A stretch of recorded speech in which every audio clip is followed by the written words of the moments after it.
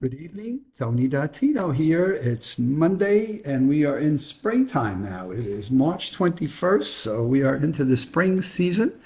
And here in Florida, we're having temperatures in the 80s and it's a good time for swimming. So I actually went today to the Kennedy Space Center and got to listen to an astronaut talk for 45 minutes and had a chance to ask him a few questions. And it was just an educational day on leadership and what it takes to be an astronaut and education, the importance of being able to comprehend your lessons in school, retain those lessons, and then be able to be creative and use them. And it sounded like some of the talks I've given on the USA Memory Championship, where what we're trying to do is store information into our brain so we have what we call a database of knowledge and information that we eventually, as we go about our life's goals, as to why would you want to be an astronaut and what would your educational qualifications be, you can do it.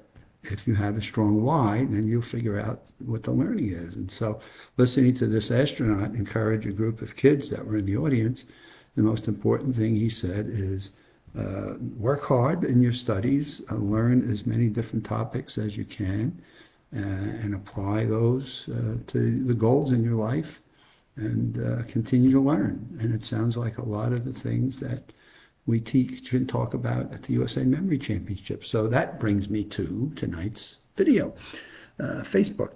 And that is, we are looking to, we've announced our opening for the 23rd USA Memory Championship and the qualifying events, which we will do on July 30. And we're still being cautious of COVID, and we are seeing that there are some new strains coming to us from Europe and what have you, wherever they come from, they're still around. And I still, being in that senior citizen category, still am cautious. And I still encourage all of my family members to be cautious, and grandkids included, with my son and daughter. We're still in the world of COVID, as my medical folks tell me, until we get through the upcoming winter and flu season and whatever that may be this coming year. We're not out of the woods to where we can let down our guards and live what we might consider to be a new normal type life. So, website.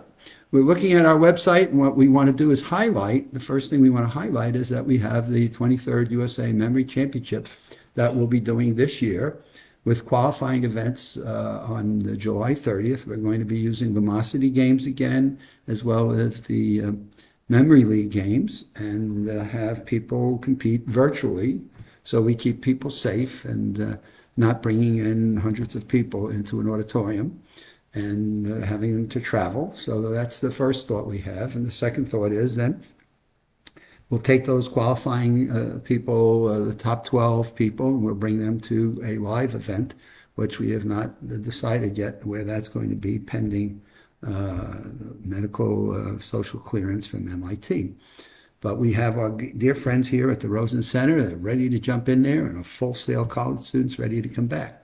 Which then brings me back to the website. And I cannot tell you, one of my most frustrating things that I have in my life is the number of times we have updated, modified, changed, and done whatever to the USA Memory Championship website. And there are times that we get people that tell us how wonderful and awesome it is, but there are other times we say people didn't know some of the videos and the YouTubes and the records and how to access some of the information that we put on there. And so most people, when they find it, just say, wow, this is impressive. You've got a lot of really great information here. You've got a lot of good videos that really take us through some of your champions and give us clips of that, and direct us to different YouTube clips. And so we're looking at how do we make our website more friendly so a user can go at it and grab the key nuggets they need and then decide where they want to troll down through it and access some of the other points of it. And along with that, people ask us, do you have memory training? And do you have a memory training program that if we decided we wanted to be a mental athlete, do you have something that we can use to get ourselves up to speed and train ourselves for it? And we absolutely do. In fact, we now have 2 courses that are in the Brain Power series. So if anybody's looking for memory training, we're looking to link the USA Memory Championship to the Brain Power series, which is a series of 3 courses. 2 of them already done. The third is in the development ready to narrate stage. And first one is the Maximum Memory Mastery, which has been out for over a year. We've had hundreds of people that have signed up for it. And we've gotten a lot of great feedback on it, a lot of feedback which basically said this is great. And we've gotten some feedback that said we can resequence it and maybe order it a little differently, and it makes it a little bit more user-friendly. So we're in the process of getting a lot of great feedback. We're coming through the second year of COVID, or done through the second year of COVID. So we're back engaged, and we see people are kind of waking up again and becoming back to wanting to live in life and do something that's exciting for themselves. And so in our website, we're looking to direct people to the Maximum Memory Mastery course, which comes through now. What we're doing is going to have a website called Brain Power Series, and therefore you can go and look at the Maximum Memory Mastery, which takes the skills that we've learned from 22 years of memory games and competitions and distill the nuggets of those and put them into a memory course. So that now link we're looking to make easy for people to go from the USA Memory Championship website to an educational website for maximizing your memory skills. Well, from that work, we've had lots and lots of feedback, which now have driven us towards a second course that is now on the Brain Power Series website, and that is the 6 elements of brain fitness. And so when we talk about brain fitness, through the years of working with the mental athletes and the memory training and reading all about memory and enhancing your brain function, cognitive fitness, we've learned that there are an element of a handful of things that we want people to be very much aware of. So what are your sleep habits, nutrition, your exercise, your mental challenges, which is like perfect for the memory activities and the focus that we create on that. And so there are a number of things that we've learned and studied. And so a second course has come from the Maximum Memory Mastery, and that is the 6 elements of brain fitness. And we've created for that something that people are just loving. We're giving them what we call their wheel of brain fitness. And we go through a couple of exercises, and that gives them the opportunity to see how they stack up against the six of the most important elements that you might want to have in terms of wanting to maintain long-term brain fitness. So we've got that is now ready to go. It's out there for people to be able to take a look at and decide if they wish to be a part of it. And that brings us to the third course. So from the Maximum Memory Mastery to the brain fitness, we've had people that have come about and said, we'd like to learn more about how do we apply these things to our own personal studies, professions, schoolwork, accreditations of professional licenses we want to achieve. And that has brought us to a third course of how to become a super learner. So as I listened to the astronaut today encouraging these kids, it made me think of the how to become a super learner course that has now been developed. It's all laid out in series of slides, and Michael Datino now has to find the time in his calendar to be able to begin narrating. So we get the quality of that nailed down, and we get that out to people. And all of those 3 things we want to be able to highlight on the USA Memory Championship, since that's where we get a significant amount of traffic.